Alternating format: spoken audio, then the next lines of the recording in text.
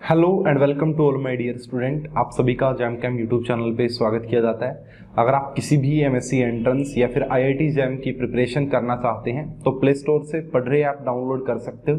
Video के description में link available है। Thank you. Hello and good evening to all my dear student. आप सभी बच्चों का पढ़रे ऐप पे स्वागत किया जाता है। तो भाई वीडियो डिस्कस कर रहे थे हम लास्ट क्लास में जीओसी की, और जीओसी में हम डिस्कस कर रहे थे हाइपर कॉन्जुगेशन के बारे में। तो मैंने हाइपर कॉन्जुगेशन का बेसिक आपको बता दिया था। फिर हमने हाइपर कॉन्जुगेशन कार्बोकेटाइन और फ्री रेडिकल में भी डिस्कस कर लिए थे। ठीक है, तो आज हम डिस्कस करेंगे हाइपर कॉन्जुगेशन पार्ट 2।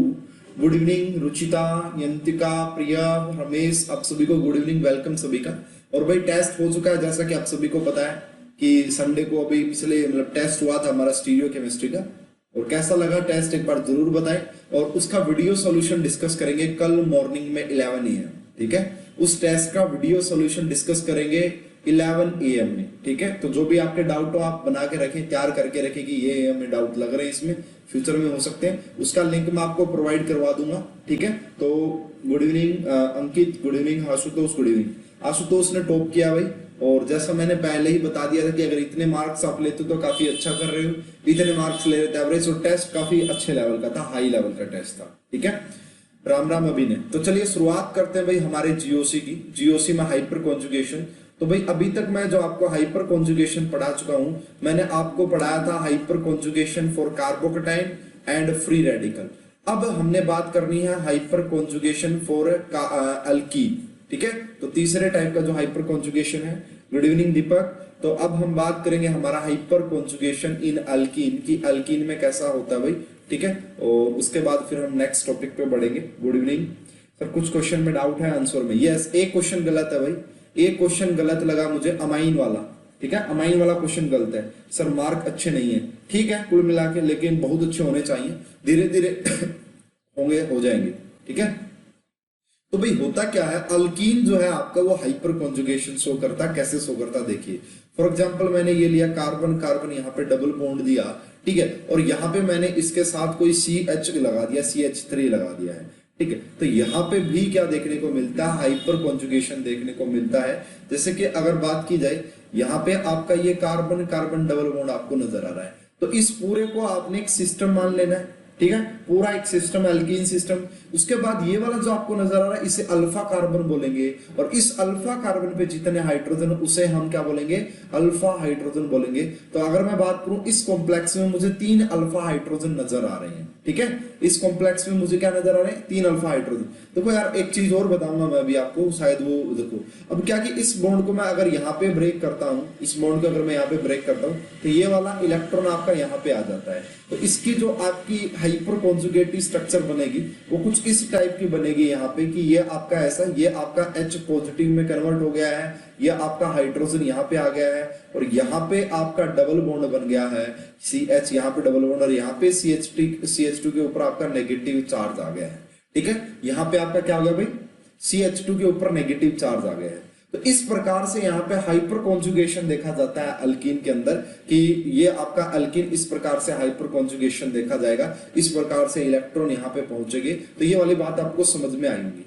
अब देखो यार, इस बिहाफ पे अगर मैं बात करूं, हाइपर कॉन्जुगेशन जो होता है, FH इफेक्ट को 2 टाइप में क्लासिफाई किया गया है। कोई इंपॉर्टेंट नहीं, बस वैसे बता रहा हूँ नॉलेज के लिए, आपकी नॉलेज पॉइंट ऑफ व्यू से बता रहा हूँ। अच्छा भाई, एक बात और है ना, इस हाइपर कॉन्जुगेशन का एक नाम तो मैंने हाइपर कॉन्जुगेशन बताया, दूसरा मैंने नो बॉन्ड रेजोनेंस बताया, तीसरा मैंने बेकन एंड नाथन स्ट्रक्चर्स बताया, एंड फोर्थ नाम और इंट्रोड्यूस करता हूं आप सभी के लिए, इसी को सिग्मा 2 पाई बॉन्ड रेजोनेंस भी बोला जाता है भाई।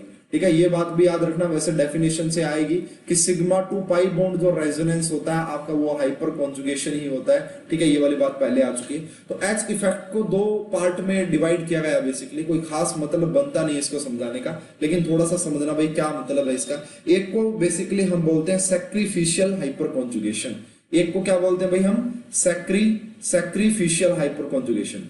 ठीक है सर, कल का टेस्ट का क्वेश्चन का PDF ग्रुप में दे देना प्लीज। आशुतोष, PDF है ना, PDF बनाई नहीं है उसकी अभी, मैं दे दूंगा, अभी एक बार वीडियो सॉल्यूशन डिस्कस करेंगे तो मिल जाएगा आपको, वेट करो थोड़ा सा, 1-2 दिन में मैं बता के पीडीएफ बना के और आपको शेयर करूंगा। तो एक को हम बोलते हैं सैक्रिफाइशियल हाइपर कॉन्जुगेशन और एक को बोला जाता है आपका नॉन सैक्रिफाइशियल, ठीक है, या फिर उसी को दूसरा वर्ड होता है आइसोवेलेंट हाइपर कॉन्जुगेशन। दूसरा क्या बोला जाता है भाई आपका आइसोवेलेंट हाइपर कॉन्जुगेशन, भी हम इसी को बोलते हैं। एक आपका है सैक्रिफिशियल हाइपर कॉन्जुगेशन और दूसरा है आपका आइसोवेलेंट हाइपर कॉन्जुगेशन। इन दोनों का मतलब क्या है, इन दोनों में डिफरेंस क्या है, तो समझो यार होता क्या है इसमें थोड़ा सा। यहाँ पे अगर मैं सैक्रिफिशियल की बात करूं तो यहाँ पे क्या होता है भाई, आपका अनसैचुरेटेड बॉन्ड के पास के जो नेक्स्ट कार्बन है अलाइलिक होना चाहिए बेसिकली। यहाँ पे आंसर दे देना, ओके, ये हाइड्रोजन हो गया, यहाँ पे ये आपका हाइड्रोजन हो गया और ये आपका हाइड्रोजन हो गया, इस प्रकार से, ठीक है। यानी कि यहाँ पे क्या होता है सैक्रिफिशियल हाइपर कॉन्जुगेशन का मतलब क्या है कि यहाँ पे बॉन्ड ब्रेकिंग देखी जाती है, ठीक है। Carbon atom of alkyl group attached to double bond must be have to at least one alpha hydrogen in hyper conjugation। अगर आपको अनसैचुरेटेड बॉन्ड से नेक्स्ट जो कार्बन है उसके ऊपर अगर आपको हाइड्रोजन दिखते, अल्फा हाइड्रोजन दिखते, तो बेसिकली हम कहेंगे वो सैक्रिफिशियल है। अब इसका मतलब क्या होता है सैक्रिफिशियल का, कि क्या कहानी होती है भाई, जब आप इसका रेजोनेटिंग स्ट्रक्चर बनाओगे, जैसे जैसे मैंने अभी आपको बना के दिखाया है कि इस बॉन्ड को आपने यहाँ पे ब्रेक किया और इस बॉन्ड को आपने यहाँ पे डोनेशन करवाया। अब आपको कितने बॉन्ड नजर आ रहे थे, 1 2 3 4 5 6 नजर आ रहे हैं। लेकिन जैसे ही आप इसके हाइपर कॉन्जुगेटिव स्ट्रक्चर बनाओगे, जो मैंने अभी आपको बना के भी दिखाई थी थोड़ी सी देर पहले, तो वहां पे क्या हो गया भाई, यहाँ पे डबल बॉन्ड आ गया और यहाँ पे नेगेटिव चार्ज आ गया। पहले आपको 6 बॉन्ड नजर आ रहे थे, लेकिन अगर आप यहाँ पे देखोगे तो ये रहा 1, ये रहा 2 and 3, 4 and 5, यानी कि एक बॉन्ड का सैक्रिफाइस यहाँ पे बेसिकली हो गया है। तो इस टाइप के जहां पे आपका कार्बन कार्बन डबल बॉन्ड या कार्बन कार्बन ट्रिपल बॉन्ड भी बेसिकली हम यहाँ पे ले सकते हैं यूज में। तो इस टाइप का जो होता है, इस टाइप का जो हाइपर कॉन्जुगेशन होता है जहां पे बॉन्ड का सैक्रिफाइस देखने को मिलता है, तो उन्हें हम बेसिकली सैक्रिफिशियल हाइपर कॉन्जुगेशन बोलते हैं। कोई खास मतलब बनता नहीं, लेकिन समझाने पॉइंट ऑफ व्यू से ये टर्म्स कभी आपके सामने आ जाएं और आपको ऐसा लगे कि सर ने तो ऐसा कुछ बताया नहीं है, तो मैं थोड़ा सा बता देता हूँ। आइसोवेलेंट का मतलब होता है, जैसे कार्बोकेटाइन में हमने देखा था कि यहाँ पे हमने देखा CH2 पॉजिटिव है, CH2 पॉजिटिव है। यहाँ पे हमने देखा कि ये वाला अल्फा हाइड्रोजन, ये वाला अल्फा हाइड्रोजन और ये वाला अल्फा हाइड्रोजन। अगर मैं यहाँ पे आपको दिखाऊं तो आपको कितने, वैसे तो बहुत सारे और भी है ना, लेकिन 1 2 3 4 यानी कि 4 है। वैसे ये हाइड्रोजन के साथ भी है, लेकिन मैं उनको काउंट नहीं कर रहा हूँ, आपको जो चीज समझानी है उसके ऊपर मैं फोकस कर रहा हूँ। तो जैसे ही आप यहाँ पे हाइपर कॉन्जुगेशन दिखाओगे, ये वाला इलेक्ट्रॉन पेयर यहाँ पे आएगा। अब जब आप इसके हाइपर कॉन्जुगेटिव स्ट्रक्चर बनाओगे तो कुछ इस टाइप के हाइपर कॉन्जुगेटिव स्ट्रक्चर बनेगी। यानी कि पहले आपको 4 बॉन्ड नजर आ रहे थे, अब भी आपको 4 बॉन्ड नजर आ रहे, देखो 1 2 3 and 4, पहले भी 4 थे और अब भी 4 है। तो इस टाइप के जो बोला जाता है आइसोवेलेंट हाइपर कॉन्जुगेशन। इस टाइप के हाइपर कॉन्जुगेशन को क्या बोला जाता है भाई, आइसोवेलेंट हाइपर कॉन्जुगेशन बोला जाता है। तो समझ में आई भाई बात। तो एल्कीन के अंदर हम बात कर रहे थे, तो ये कुछ ऐसा पॉइंट मैंने बताया।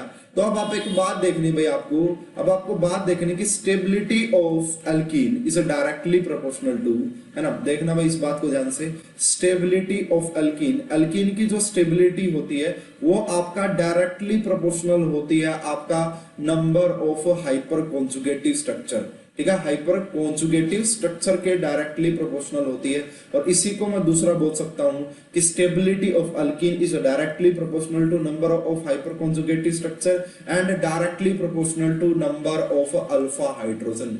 कि जितने ज्यादा अल्फा हाइड्रोजन होंगे उतना ज्यादा हाइपर कॉन्जुगेशन देखने को मिलेगा, जितना ज्यादा हाइपर कॉन्जुगेशन देखने को मिलेगा उतना एल्कीन ज्यादा स्टेबल होगा। तो आइए कुछ एग्जांपल्स डिस्कस कर लेते हैं यहाँ पे। तो यहाँ पे एग्जांपल पहला तो ये आ गया भाई आपका एल्कीन है।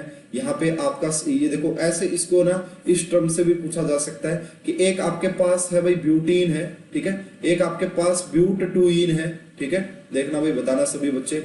एक आपके पास ब्यूट-टू-ईन है, ठीक है, ए हो गया है। एक आपके पास प्रोपीन है, प्रोपीन, ठीक है, ये आपका बी हो गया।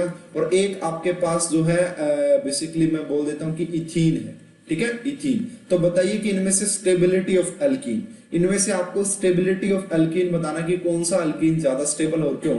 तो देखो भाई ब्यूट-टू-ईन का मतलब क्या होता है, तो देखो ये 1, इसके बाद 2, इसके बाद 3 और इसके बाद 4, 4 है, लेकिन दूसरे पे लगे होने का मतलब है कि आपका जो डबल बॉन्ड लगा हुआ है वो कहाँ पे लगा हुआ है? डबल बॉन्ड आपका यहाँ पे लगा हुआ है। तो अगर मैं बात करूं इस सिस्टम को देखते हुए, ये तो carbon carbon double bond system हो गया हमारा पूरा। तो इसके अंदर आपको कितने अल्फा हाइड्रोजन नजर आ रहे हैं? तो आपको 6 अल्फा हाइड्रोजन नजर आ रहे होंगे। 3 यहाँ पे इस वाले अल्फा कार्बन पे है, और 3 आपका यहाँ पे अल्फा कार्बन आपको नजर आ रहे हैं। तो यहाँ पे आपको 6 अल्फा हाइड्रोजन नजर आ रहे हैं। जितने ज्यादा अल्फा हाइड्रोजन होंगे उतना ज्यादा।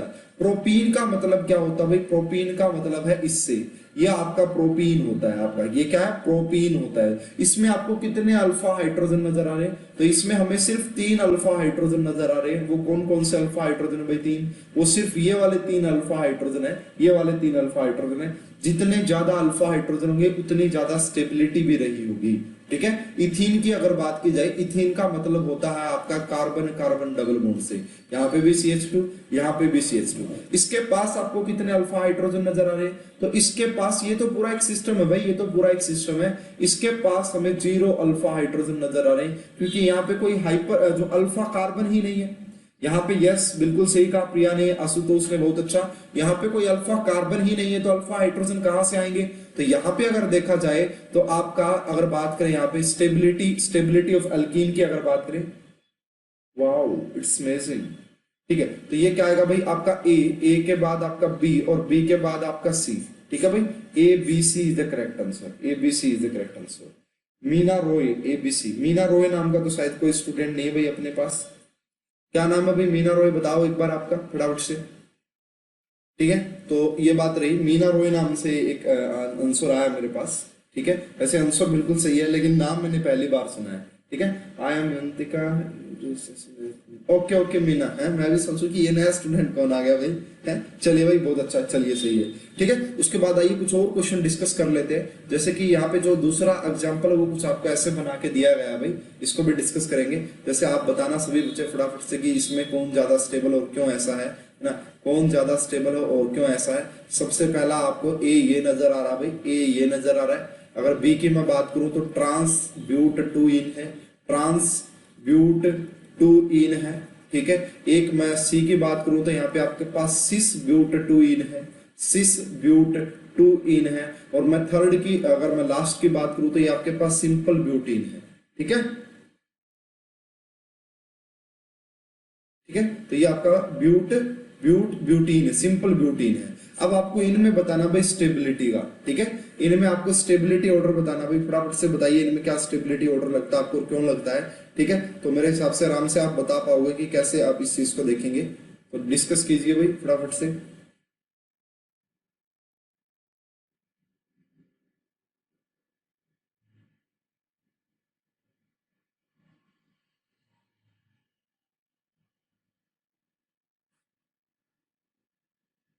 फटाफट से बताएं भाई।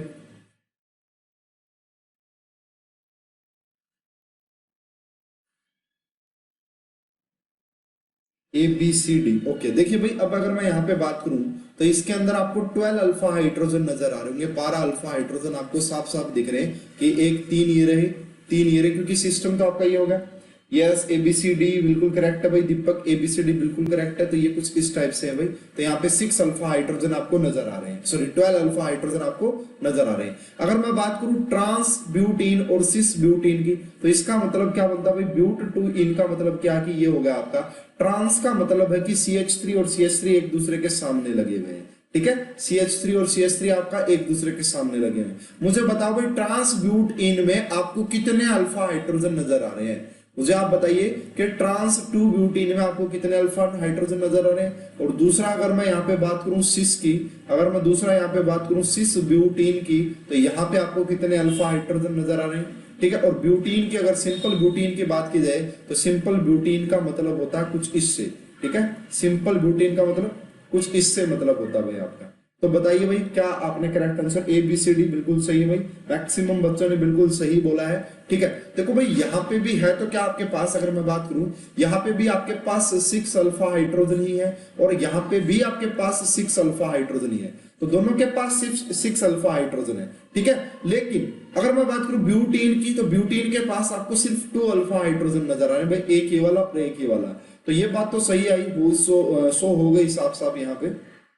6 है। यस, बिल्कुल सही कहा रमेश ने एंड दीपक ने, बहुत बेहतरीन। तो देखो भाई आपका 12 अल्फा हाइड्रोजन ये हो गए, 6 अल्फा हाइड्रोजन ये, 6 अल्फा हाइड्रोजन ये। अब ये ट्रांस है तो ट्रांस आपका ज्यादा स्टेबल होता है सिस से। क्यों? क्योंकि सिस में जो ये बल्कि ग्रुप है ये सेम साइड लगे होते हैं, इनकी रिपल्सन होती है, इस रिपल्सन की वजह से अनस्टेबिलिटी आती है, इस रिपल्सन की वजह से अनस्टेबिलिटी आती है। आ रही है बात समझ में? आ रही है ना बात समझ में? तो कुल मिला के इस क्वेश्चन का आंसर अगर आप अपने को लगाना होता है तो कैसे लगाते हैं भाई? इस क्वेश्चन का जो करेक्ट आंसर है वो आपका है ABCD, ठीक है? A, उसके बाद B, उसके बाद C और उसके बाद D।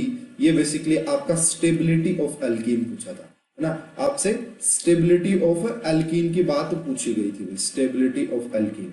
अब इसकी कुछ एप्लीकेशन की बात करते हैं भाई। सिस ट्रांस दोनों में 6 अल्फा हाइड्रोजन है, बस बट ट्रांस में डाइपोल मोमेंट 0 होता है, इसलिए ट्रांस मोर स्टेबल होता है। डाइपोल मोमेंट 0 होता है, इससे कोई बेहतरीन नहीं है due to repulsion. Yes, Ramesh ने जो बोला वो सही है, मीना ने जो यंतिका ने जो बोला वो भी सही है, ठीक है? उसके बाद नेक्स्ट पॉइंट की तरफ मूव करते हैं भाई। नेक्स्ट पॉइंट देखिए कि नेक्स्ट पॉइंट आपका क्या कह रहा है, ठीक है? अब बात करते हैं भाई एप्लीकेशन ऑफ हाइपर कॉन्जुगेशन, ठीक है? नेक्स्ट है हमारा एप्लीकेशन ऑफ हाइपर कॉन्जुगेशन, कि हाइपर कॉन्जुगेशन की क्या क्या एप्लीकेशन है। एप्लीकेशन ऑफ हाइपर कॉन्जुगेशन, तो भाई सबसे पहली बात तो हम स्टेबिलिटी ऑफ इंटरमीडिएट्स की बात कर सकते हैं यहाँ पे, ठीक है? सिस ट्रांस में से सिस में 6 अल्फा हाइड्रोजन में 6 एक दूसरे का अट्रैक्शन हो रहा है। यह सही प्रिया बात, प्रिया ने भी बिल्कुल सही कहा, ठीक है? अगर यहाँ पे बात की जाए आपसे कि एप्लीकेशन, तो सबसे पहले भाई आपका स्टेबिलिटी ऑफ कार्बोकेटाइन, वो मैं आपको डिटेल में पढ़ा चुका हूँ कि स्टेबिलिटी ऑफ कार्बोकेटाइन के बारे में मैंने बता दिया था अच्छे से। उसके बाद सेकंड एप्लीकेशन जो हमने डिस्कस की थी वो डिस्कस की थी स्टेबिलिटी ऑफ फ्री रेडिकल, ठीक है? स्टेबिलिटी ऑफ फ्री रेडिकल, और दोनों में ही मैंने आपको ये बताया था कि जितने ज्यादा अल्फा हाइड्रोजन होंगे उतनी ज्यादा स्टेबिलिटी। तीसरी एप्लीकेशन जो अभी अभी हमने हाल में ही पढ़ी है, स्टेबिलिटी ऑफ एल्कीन, तो एल्कीन की स्टेबिलिटी को भी हमको पता लगता है। अब उसके अलावा भी हमारे पास बहुत सारी एप्लीकेशंस होती हैं, तो उनको डिस्कस करते हैं भाई, एक एक करके पढ़ते हैं कि क्या और क्या क्या एप्लीकेशंस होती हैं, ठीक है? तो सबसे पहले जो एप्लीकेशन देखने को मिलती है वो है आपका फोर्थ जो आपकी एप्लीकेशन है वो है आपका हीट ऑफ हाइड्रोजिनेशन, ठीक है? कल की क्लास में basically resonance energy, heat of hydrogenation, heat of combustion, तीनों डिस्कस करूंगा। अभी मैं थोड़ा सा एक्सप्लेन कर रहा हूं, बस इसको थोड़ा सा एक्सप्लेन कर रहा हूं और उस थोड़े से में मैक्सिमम चीजें आपको समझ में आ जाएंगी। तो बेसिकली ये आपका होता है भाई HOH, हीट ऑफ हाइड्रोजिनेशन।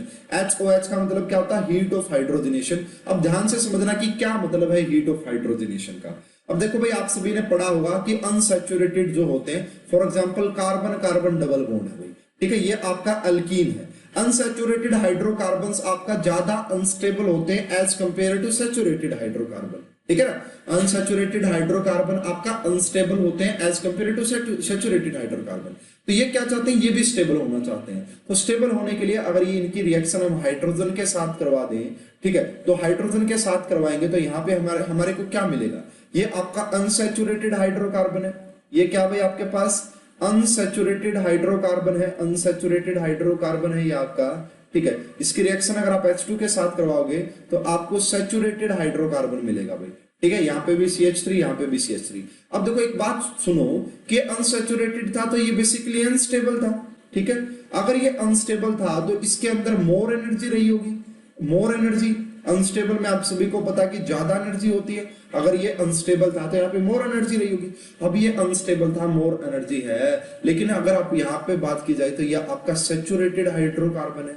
ये क्या भाई आपके पास सैचुरेटेड हाइड्रोकार्बन है, ठीक है? तो सैचुरेटेड अगर हाइड्रोकार्बन है तो इसकी ये स्टेबल भी है एज कंपेयर टू अनसैचुरेटेड, तो इसकी एनर्जी भी लेस रही होगी। तो देखो मान लो कि यहाँ पे मोर एनर्जी से जब आपने इसकी रिएक्शन H2 के साथ करवाई तो यहाँ पे कुछ अमाउंट ऑफ एनर्जी रिलीज होता है।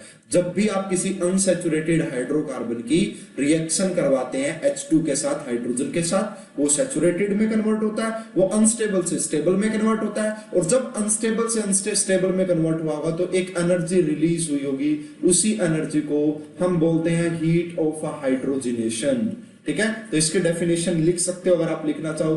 The energy released when we reaction of unsaturated hydrocarbon with hydrogen, then energy. ये बेसिकली आपका एक्सोथर्मिक टाइप की होती है भाई। ये वाला पॉइंट भी आपको नोट करना है कि ये किस टाइप की आपको नजर आ रही है, ये एक्सोथर्मिक टाइप की एनर्जी होती है। अब देखो भाई, ये हीट ऑफ हाइड्रोजनेशन किस पे डिपेंड कर रही है, ठीक है, और heat of hydrogenation only defined for unsaturated hydrocarbon. ऐसा नहीं है कि भाई आप इसको कार्बोकेटाइन पे या उन पे लगाओ, नो, वहां पे हम नहीं लगा सकते। मेरी बात समझ पा रहे हो, ठीक है। तो ये है आपका एक्सोथर्मिक टाइप की होती है। अब देखना भाई, बहुत ही इंपॉर्टेंट मैं आपके लिए बताऊंगा, क्या मैं ये बात लिख सकता हूं, है ना, क्या मैं ये बात लिख सकता हूं कि heat of hydrogenation is inversely proportional to stability of alkene. देखो भाई, सोचो सभी बच्चे, बहुत सोच समझ के बताना क्या यह बात सही है कि heat of hydrogenation is inversely proportional to stability of alkene. जितनी ज्यादा अल्कीन स्टेबल रही होगी उतनी उसके अंदर आपका हीट ऑफ हाइड्रोजनेशन कम रिलीज हुई होगी। It is hydrogen, yes yes जगराता, बिल्कुल सही।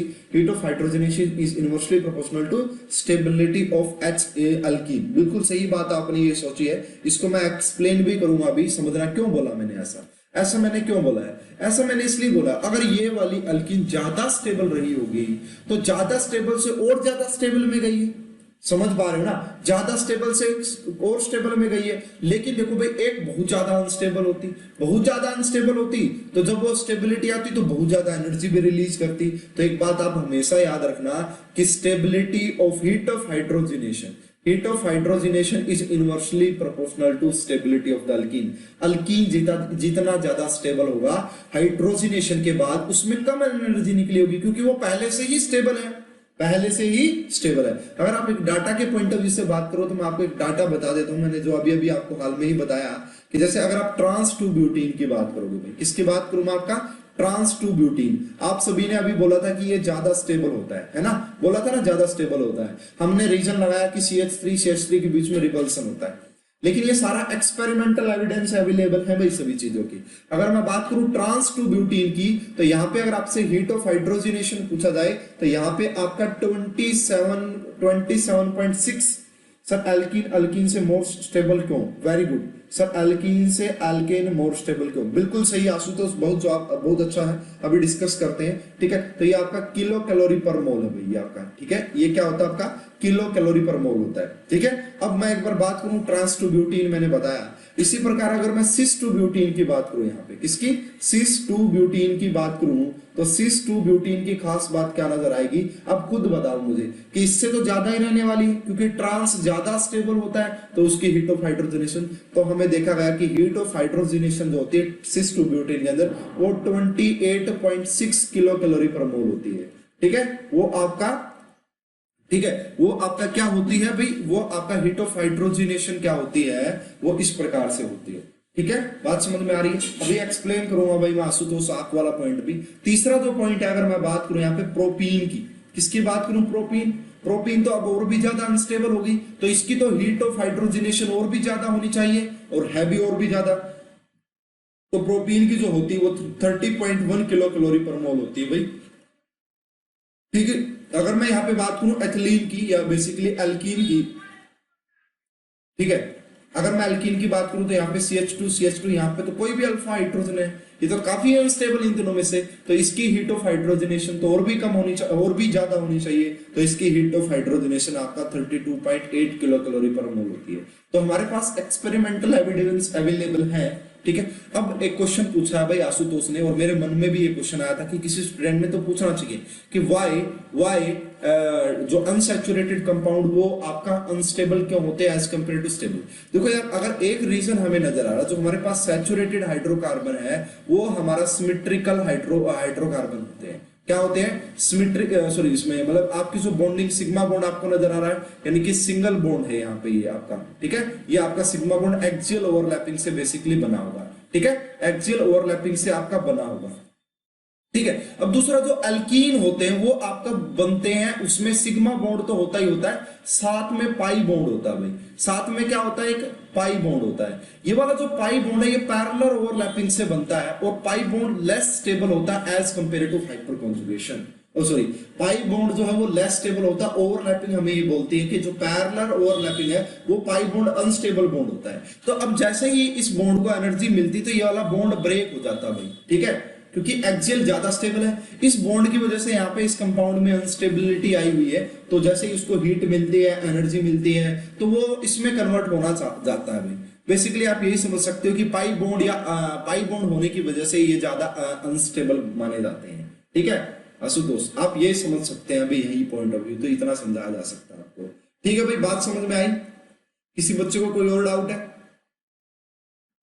किसी बच्चे का कोई और डाउट है तो पूछो भाई, उसके बाद हम नेक्स्ट पॉइंट की तरफ मूव करते हैं फिर फटाफट से, तो डिस्कस करेंगे भाई। तो मेरे हिसाब से डाउट नहीं होना चाहिए। जो फिफ्थ हमारी एप्लीकेशन है भाई बॉन्ड, फिफ्थ जो है हमारी वो बॉन्ड लेंथ का कंपैरिजन हम हाइपर कॉन्जुगेशन से देख सकते हैं, ठीक है, बॉन्ड लेंथ का जो हाइपर कॉन्जुगेशन से हम देख सकते हैं। देखिएगा भाई कैसे मैं ये बात कह रहा हूं, आप थोड़ा सा समझिएगा, इस कोशिश करिए, समझिएगा, कोशिश करिएगा इसको समझने की, ठीक है।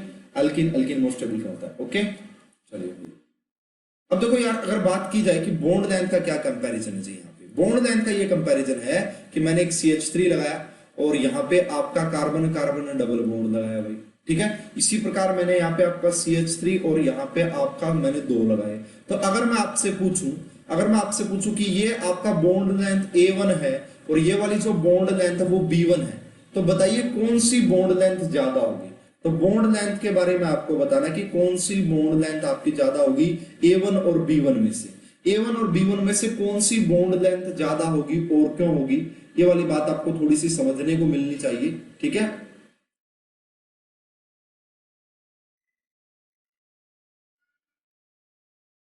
ठीक है, बताइए भाई। सर बॉन्ड ऑर्डर देखेंगे तो जिससे बॉन्ड ऑर्डर ज्यादा वो ज्यादा स्टेबल होता है ना। देखो यार, बॉन्ड ऑर्डर, जिसका बॉन्ड ऑर्डर ज्यादा होता है वो ज्यादा स्टेबल होता है, ठीक है। लेकिन काफी ये भी तो देखना पड़ेगा ना कि आपका अटैक होता है बेसिकली। ऑर्गेनिक केमिस्ट्री में हम क्या बात करते हैं वो ना तो ऐसे समझाया जाता है आपको चीजों को कि यहाँ पे आपका इस न्यूक्लियोफाइल का अटैक करवाना है, ठीक है। हाँ मैं ये कह रहा हूँ कि ये पूरा कंपाउंड मान लो कि बहुत ज्यादा स्टेबल है, लेकिन ये वाला जो अटैक का देखा जाता है ना भाई, मान लो इलेक्ट्रोफाइल का, आपने ये जो अल्कीन वो न्यूक्लियोफाइल है, आपने इलेक्ट्रोफाइल का अटैक करवाना है, तो इलेक्ट्रोफाइल का अटैक इसके ऊपर ज्यादा स्टेबल होता है क्योंकि पाई बॉन्ड इजीली ब्रेक हो जाता है, सिग्मा बॉन्ड बहुत ही मुश्किल से ब्रेक होता है ना। आप इसको थोड़ा सा समझने की कोशिश कीजिए, ये वाली बात बेसिकली यहाँ पे हम रिएक्शन पॉइंट ऑफ व्यू से देखते हैं, रिएक्शन पॉइंट ऑफ व्यू से। तो यहाँ पे आपका जो अटैक होता है इलेक्ट्रोफाइल का वो इजीली होता है इस बॉन्ड पे, और ये आपका पोलर नेचर का भी तो होता है ना, ये आपका पोलर नेचर का बॉन्ड भी होता है, तो नेगेटिव पॉजिटिव इजीली यहाँ पे बन जाते हैं। तो इसको थोड़ा सा समझ सकते हैं आप। B1 due to more donation, B1 ज्यादा बॉन्ड लेंथ है। ओके रमेश, अभी देखते हैं इसके बारे में। तो देखो यार क्या है कि अगर ज्यादा डोनेशन होगा तो ये वाला जो डबल बॉन्ड है वो सिंगल में कन्वर्ट होगा, है ना, ये वाला सिंगल में कन्वर्ट होगा। जितनी ज्यादा यहाँ पे आपको पता है कि 6 की हाइपर कॉन्जुगेशन आ रही है, 6 अल्फा हाइड्रोजन है, यहाँ पे आपके पास 3 अल्फा हाइड्रोजन है। जितना ज्यादा हाइपर कॉन्जुगेशन आएगा उतना डबल सिंगल में कन्वर्ट होगा, उतना डबल सिंगल में कन्वर्ट होगा। तो इसीलिए सिंगल में कन्वर्ट होगा तो B1 की बॉन्ड लेंथ आपकी ज्यादा रही होगी A1 के कंपैरिजन में। तो क्या मेरी बात समझ पाए भाई? किसी बच्चे को कोई डाउट, परेशानी, प्रॉब्लम तो पूछ लीजिएगा भाई, ठीक है।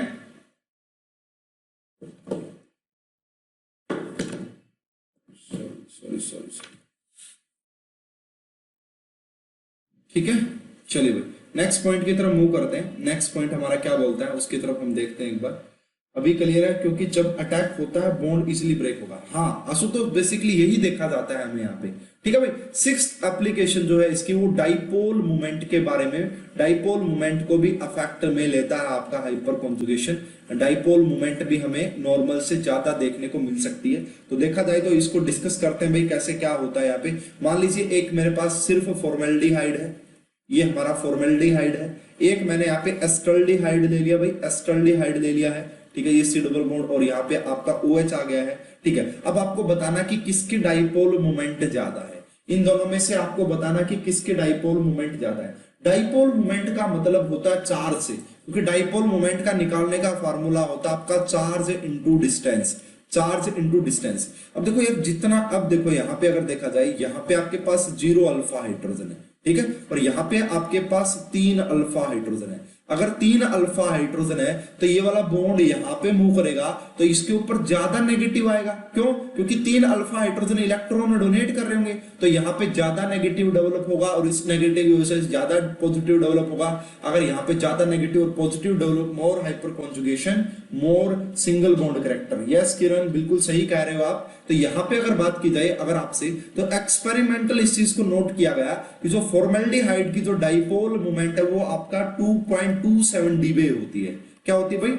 2.27 डीबे होती है। लेकिन अगर आप एस्टल्डिहाइड की बात करोगे तो यहाँ पे जो आपको डाइपोल मोमेंट देखने को मिली वो आपका 2.72 डीबे देखने को मिली। तो जितनी ज्यादा हाइपर कॉन्जुगेशन होगी उतनी ज्यादा डाइपोल मोमेंट देखने को मिलेगी, या बेसिकली इसको समझाया जा सकता है उतनी ज्यादा आपको डाइपोल मोमेंट देखने को मिलेगी C double bond O bond में। C double bond O bond में हमें ज्यादा डाइपोल मोमेंट देखने को मिलेगी।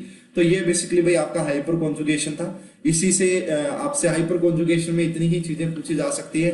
मैंने काफी स्टेबिलिटी पढ़ा दी है। अब कुछ क्वेश्चन डिस्कस कर लेते हैं भाई हाइपर कॉन्जुगेशन के, कुछ एग्जांपल डिस्कस कर लेते हैं। कल हम एनर्जीज की बात करेंगे, डिफरेंट एनर्जी की। उसके बाद इलेक्ट्रोमेरिक की बात करेंगे और एक इंडक्टोमेट्रिक भी होता है भाई, कोई ज्यादा इंपॉर्टेंट तो होता नहीं, डिस्कस करेंगे। अब जल्दी ही जीओसी कंप्लीट होने को है। उसके बाद पूरा जीओसी का मिला के क्वेश्चन करेंगे। उसके बाद एरोमेटिसिटी को डिस्कस करेंगे, एसिडिक स्ट्रेंथ को अलग से डिस्कस करेंगे और बेसिक स्ट्रेंथ को अलग से डिस्कस करेंगे। और इतना करने के बाद आपको कोई डाउट बचेगा नहीं। स्टीरियो में काफी अच्छे से करवा चुका हूँ। बच्चों अभी ने कहा कि कुछ डाउट आ रहे हैं तो एक क्लास ले लेंगे आपके डाउट्स के ऊपर, ठीक है। और उसके बाद जो है हम स्टार्ट करेंगे इंटरमीडिएट्स, ठीक है। तो सबसे पहले जीओसी, स्टीरियो, फिर इंटरमीडिएट्स, ठीक है। उसके बाद जो है हम स्टार्ट करेंगे इंटरमीडिएट में कार्बीन, बेंजीन, नाइट्रीन, सब कुछ पढ़ा देंगे।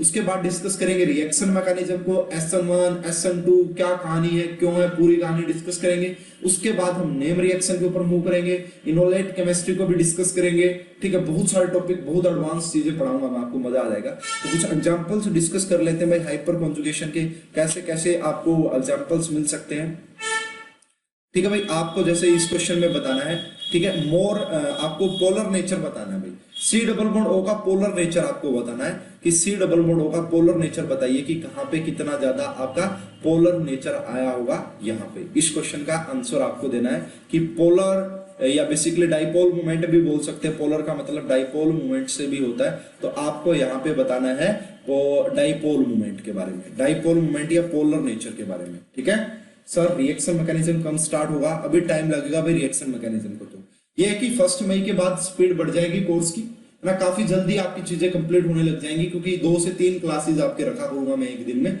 ठीक है। और उसके बाद फिजिकल केमिस्ट्री में हम जो चैप्टर स्टार्ट करेंगे वो केमिकल काइनेटिक्स स्टार्ट करेंगे, ठीक है। केमिकल काइनेटिक्स सबसे पहला चैप्टर स्टार्ट करेंगे फिजिकल केमिस्ट्री का, ठीक है। ऑर्गेनिक का, इनऑर्गेनिक का जो है हम वो पीरियोडिक प्रॉपर्टीज स्टार्ट करेंगे, ठीक है। तो काफी बेहतरीन सारी चीजें करवाऊंगा, काफी डिटेल में, मजा आ जाएगा, ठीक है। इस क्वेश्चन का आंसर आपको देना है कि आपको बताना है कि पोलर नेचर या पोलर कैरेक्टर आपको बताना है कि कितना ज्यादा यहाँ पे पोलर कैरेक्टर आपका हुआ है डाइपोल मोमेंट, एक ही बात है दोनों में। तो देखो यार, सबसे पहले अगर देखा जाए इस सी डबल बॉन्ड ओ के रिस्पेक्ट में अगर आप देखो तो यहाँ पे आपको 2 अल्फा हाइड्रोजन, यहाँ पे तो इसके अंदर आपको 4 अल्फा हाइड्रोजन नजर आ रहे हैं। यस रमेश, बिल्कुल सही सोचा आपने, ठीक है। उसके बाद अगर मैं बात करूं यहाँ पे 1 नजर आ रहा है और यहाँ पे आपके पास 2 नजर आ रहे हैं, तो कुल मिला के यहाँ पे हमारे पास 3 अल्फा हाइड्रोजन नजर आ रहे हैं। अगर मैं यहाँ वाले की बात करूं तो सिर्फ 2 अल्फा हाइड्रोजन आ रहे हैं। जितने ज्यादा अल्फा हाइड्रोजन होंगे उतना ज्यादा डोनेशन होगा, और जितना ज्यादा डोनेशन होगा उतना ज्यादा इस बॉन्ड में पोलर कैरेक्टर आएगा, उतनी ज्यादा डाइपोल मोमेंट रही होगी। तो ABC is the correct answer for this question.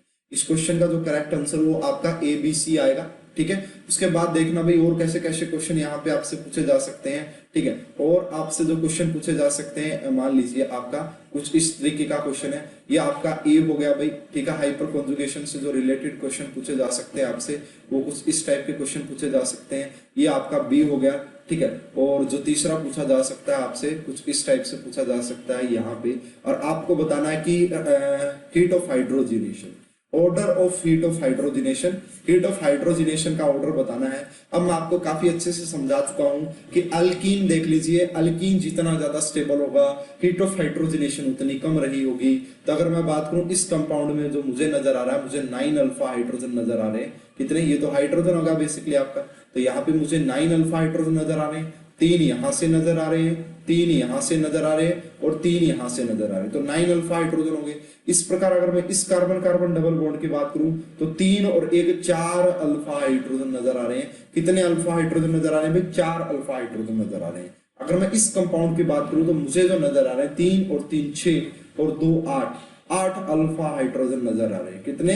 8 alpha hydrogen मुझे यहां से नजर आ रहे हैं। तो आपको हीट ऑफ हाइड्रोजनेशन का जो ऑर्डर लिखना है वो बी लिखना है, बी के बाद सी लिखना है और सी के बाद ए लिखना है। कल मैं आपको काफी अच्छे से डिस्कस करूंगा, इसमें कुछ और पॉइंट्स भी होते हैं, है ना, तो कुछ और पॉइंट्स होते हैं उनको भी डिस्कस करेंगे, लेकिन अभी के लिए आप इतना समझिए, इतना काफी रहेगा। नेक्स्ट क्लास में आपको काफी अच्छे से चीजें समझ में आएंगी। तो ये बेसिकली आपका हाइपर कॉन्जुगेशन के बारे में हमने बात की। कुछ और क्वेश्चन अगर मिलते हैं तो मैं आपके लिए करवाता हूं आपको कुछ और क्वेश्चन भी, ठीक है, हाइपर कॉन्जुगेशन के बारे में कि और कैसे कैसे क्वेश्चन आपसे पूछे जा सकते हैं यहाँ पे।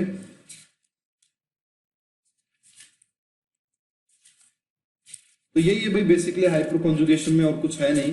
तो काफी डिटेल में मैंने चीजें आपको करवाई ही दी है, समझ में भी आपको आ गई होंगी, ठीक है ना? समझ में आ रहा है ना भाई सभी कुछ, सभी को?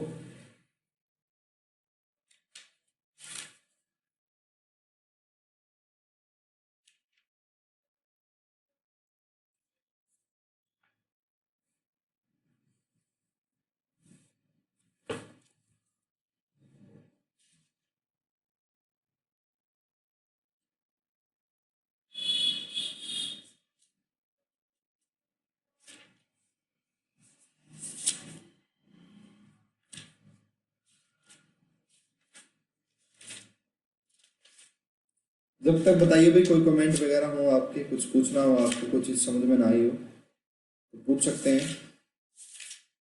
तब तक मैं एक दो क्वेश्चन ढूंढ लेता हूँ, कोई अच्छा क्वेश्चन अगर मुझे मिलता है तो। हाइपर कॉन्जुगेशन कम यार, कम ही पूछते हैं, ज्यादा नहीं पूछते इसको, बस इनका यूज करवाते हैं। डायरेक्ट क्वेश्चन आपको बहुत रेयर देखने को मिलेंगे, हाँ इनका यूज करवाया जाता है, ठीक है ना, इनका आपसे यूज करवा लेंगे।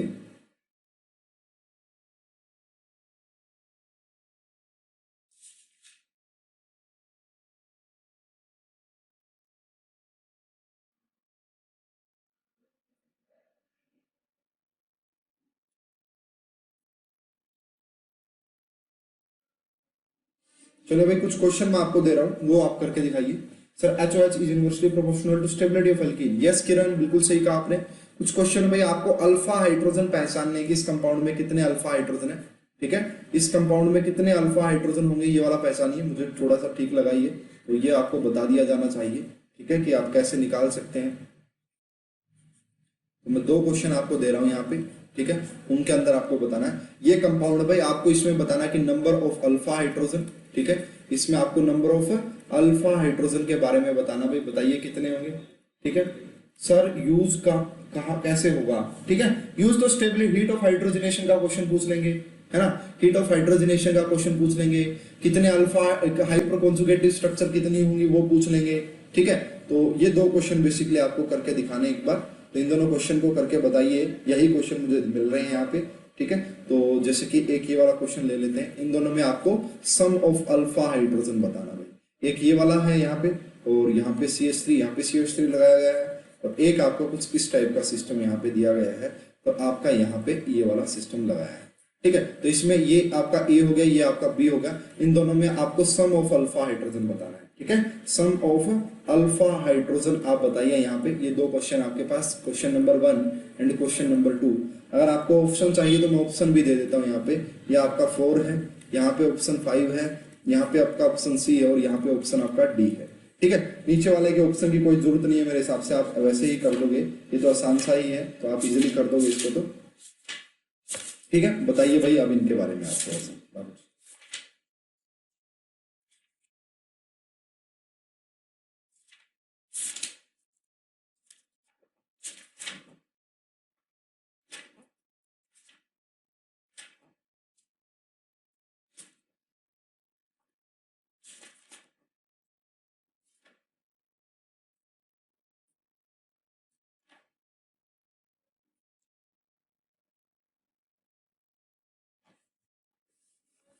ठीक है, तो यहाँ पे आपको बताना है भाई नंबर ऑफ अल्फा हाइड्रोजन, इस कॉम्प्लेक्स के अंदर भी आपको बताने और इस कॉम्प्लेक्स के अंदर। तो देखो यार ये तो बड़ा सिंपल है, आप मेरे हिसाब से इजीली बता पाओगे इसको। तो यहाँ पे आपको नजर आ रहा है कि 3 ये रहे आपके पास, ठीक है, और 3 ये रहे आपके पास, ठीक है। इसी प्रकार 2 ये रहे आपके पास, ठीक है, और 2 आपका ये रहे। इस कॉम्प्लेक्स के पास अगर देखा जाए तो पहले के अंदर आपको 10 नजर आ रहे हैं। इस कॉम्प्लेक्स की अगर बात की जाए 2 अल्फा हाइड्रोजन आपको ये नजर आ रहे हैं, 2, उसके बाद 2 अल्फा हाइड्रोजन आपको ये नजर आ रही है, और उसके बाद 1 अल्फा हाइड्रोजन आपको ये नजर आ रहा है। तो कुल मिला के 10 + 2 5, ठीक है, 10 + 2 5 आंसर आपको नजर आ रहा है यहाँ पे। यहाँ पे अगर इस कॉम्प्लेक्स की बात करूं मैं लास्ट वाले की, तो यहाँ पे आपको 10 + 5 15 यहाँ पे आपको अल्फा हाइड्रोजन नजर आए। सम ऑफ अल्फा हाइड्रोजन 15 है। अगर इस क्वेश्चन की बात की जाए तो क्या इस क्वेश्चन को मैं ऐसे बना सकता हूँ भाई, इस क्वेश्चन को, इसका मतलब बेंजीन है यहाँ पे, तो इसको आपको बनाना है। यहाँ पे ये डबल बॉन्ड लगा लो, यहाँ पे डबल बॉन्ड लगा लो, और यहाँ पे डबल बॉन्ड लगाओ, तो कुल मिला के आपको बताने के कितने अल्फा हाइड्रोजन होंगे। तो बिल्कुल सही है भाई, सी इसका करेक्ट आंसर है। 6 अल्फा हाइड्रोजन यहाँ पे देखने को मिलेंगे। फर्स्ट का 6, second 2A, and very good, बहुत शानदार आंसर दे रहे हैं भाई सभी बच्चे। अगर मैं इस अल्कीन की बात करूं तो यहाँ पे आपको नजर आ रहा है, सिर्फ इस अल्कीन की बात करूं, यहाँ पे कोई नहीं है, यहाँ पे कोई नहीं है, लेकिन यहाँ पे 1 है और यहाँ पे 1 है, तो 2 आपको ये नजर आए, 2 अल्फा हाइड्रोजन। अगर मैं इस अल्कीन की बात करूं तो 1 अल्फा हाइड्रोजन आपको ये नजर आया, और 1 अल्फा हाइड्रोजन आपको ये नजर आया, तो इस अल्कीन के पास भी 2 अल्फा हाइड्रोजन है। अगर मैं इस अल्कीन की बात करूं तो 2 के 2 अल्फा हाइड्रोजन जो आपको नजर आएंगे, है ना। सॉरी भाई, सॉरी, 1 मिनट रुको यार, गड़बड़ी लग रही है मुझे तो कुछ, है ना। ये आपका 2 है यहाँ पे भाई, 2 यहाँ पे नजर आ रहे हैं और यहाँ पे कोई नहीं है ना। 2 यहाँ पे नजर आ रहे हैं और आपका 1 यहाँ पे भी तो नजर आ रहा है भाई। 1 यहाँ पे, रुक जाओ भाई, कहीं गड़बड़ी तो नहीं करी, 1 मिनट रुको, मुझे दोबारा ध्यान से देखना पड़ेगा, मुझे लग रहा है कुछ गड़बड़ी है, ठीक है।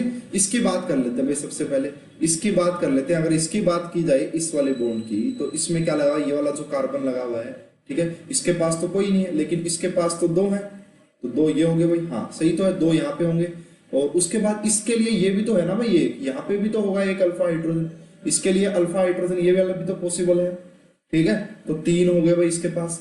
इसी प्रकार इसके पास कितने नजर आ रहे हैं भाई आपको, 1 अल्फा हाइड्रोजन आपको ये नजर आ रहा है, 1 अल्फा हाइड्रोजन ये नजर आ रहा है, और 2 आपको ये नजर आ रहे हैं। लेकिन एक चीज यहाँ पे ध्यान देनी है कि ये वाला जो अल्फा हाइड्रोजन वो पार्टिसिपेट नहीं करेगा भाई, ठीक है। ये वाला जो है 7 फर्स्ट का 7 नहीं आएगा भाई, 7 नहीं आएगा, ये वाला आपका पार्टिसिपेट करेगा नहीं। कैसे पार्टिसिपेट करेगा भाई, आप देखो इसको आप कैसे करोगे कि H पॉजिटिव जाएगा, यहाँ पे नेगेटिव आप देके जाओगे, ठीक है। इसी प्रकार इस बॉन्ड को आप यहाँ की तरफ ब्रेक करोगे, यहाँ पे पॉजिटिव आएगा, डबल बॉन्ड, तो डबल डबल बन जाएंगे भाई, है ना, अल्टरनेट पोजीशन पर डबल डबल बन जाएंगे, तो ऐसा पॉसिबल नहीं होगा। तो अगर देखा जाए यहाँ पे, तो यहाँ पे आपके पास 6 अल्फा हाइड्रोजन ही है, ठीक है। तो ये आपका 1 ये वाला, 2 अल्फा हाइड्रोजन ये हो गए आपके, ठीक है। इसके लिए जो 2 अल्फा हाइड्रोजन वो ये हो गए। sp3 होने चाहिए, बेसिकली आप ऐसे समझ सकते हो कि sp3 कार्बन पे होने चाहिए। sp3 कार्बन पे जो हाइड्रोजन मिलेंगे वो अल्फा हाइड्रोजन बेसिकली हमें उनको बोलेंगे, ठीक है। समझ पा रहे हो इस बात को।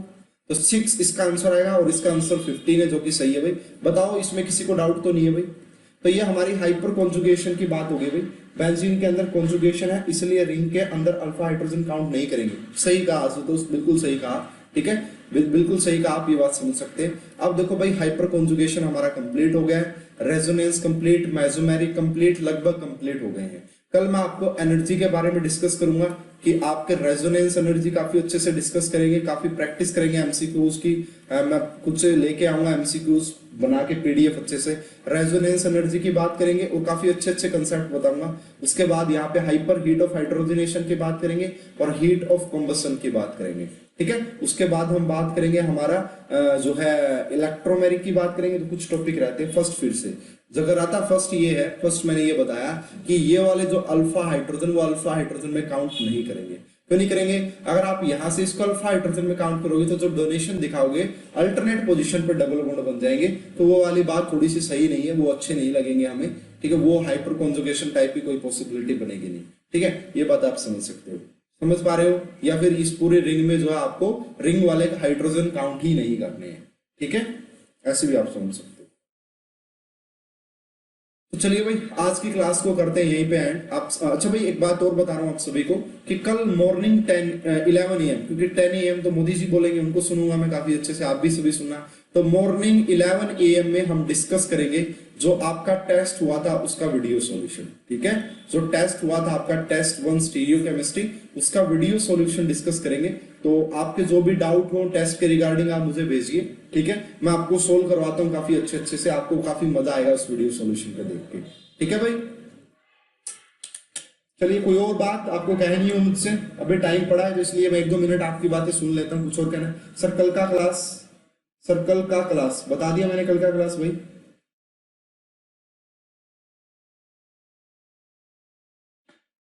कल का क्लास मैंने आपको बता दिया कि 11 AM पे तो होगा ही होगा और शाम को तो होना ही होना है। ठीक है, 11 AM पे टेस्ट का है वीडियो सॉल्यूशन, और शाम को जो 6 PM पे या 6:30 PM पे क्लास होती है वो रेगुलर चलेगी। ठीक है, तो कल आपकी 2 क्लासेस है। तो भाई टेस्ट के जो भी डाउट है वो भेज सकते हो मुझे। एक क्वेश्चन में मुझे डाउट लगा अमाइन वाला, number of primary amines possible in C4H11N, उसमें मुझे डाउट लगा, वो शायद गलत टाइप हो गया है आंसर। बाकी लगभग ठीक है भाई, बाकी लगभग ठीक है। कुछ और है तो बताओ भाई फटाफट से। टेस्ट कैसा लगा भाई आप बताओ, है ना? आपको मैं फीडबैक ले रहा हूँ टेस्ट के लिए कि अगर आपको टफ लगा है, काफी टफ लगा है, तो आप 1 लिखेंगे, 0-1 लिखेंगे। अगर आपको मॉडरेट लगा टेस्ट तो आप मुझे लिखेंगे, है ना, 2 लिखेंगे। अगर आपको लगा है कि इजी था तो आप 3 लिखेंगे। ये एक फीडबैक हो गया टेस्ट के रिगार्डिंग। दूसरा ये लिखना है अगर आपको लगा कि जो एग्जाम है वो जैम ओरिएंटेड था। ठीक है सर, व्हाट्सएप में डाउट सेंड किया था, उसको करवा दो ना। कौन सा भेजा था आशुतोष? मुझे तो पता नहीं भाई, मैंने देखा नहीं। अगर आपको लगा है कि ये जो टेस्ट वो जैम ओरिएंटेड था, या भाई बहुत ही बेहतरीन, मतलब जैम ओरिएंटेड यानी कि एग्जाम ओरिएंटेड टेस्ट था, तो ए लिखेंगे। अगर एग्जाम ओरिएंटेड टेस्ट था तो ए लिखेंगे। अगर आपको लगा कि सर ने अपनी टफनेस दिखाई है, सर ने दिखाया है कि भाई मैं टफ क्वेश्चन पूछ सकता हूं, मैं ऐसे क्वेश्चन पूछ सकता हूं, यानी कि एग्जाम ओरिएंटेड नहीं था, टफ था, बकवास क्वेश्चन थे, बेकाम मतलब बेमतलब के क्वेश्चन थे, हमारे काम के क्वेश्चन नहीं थे, तो बी टाइप करेंगे। तो ये 2 चीजें आपको करनी है तो वो करें। उसका 4 आएगा ना अमाइन वाला? यस यस आशुतोष, आपने कौन सा भेजा था डाउट मेरे पास? आशुतोष अमाइन वाले का 4 आएगा, बिल्कुल सही बात है भाई, अमाइन वाले का 4 आएगा। और कौन से डाउट भेजे थे भाई आशुतोष आपने व्हाट्सएप पे? आपने तो भेजे नहीं यार व्हाट्सएप पे तो मुझे कोई डाउट, व्हाट्सएप पे तो कोई डाउट नहीं आए हुए भाई। चलो कोई नहीं, आप दोबारा भेज देना तो डिस्कस कर लेंगे उनको अच्छे से।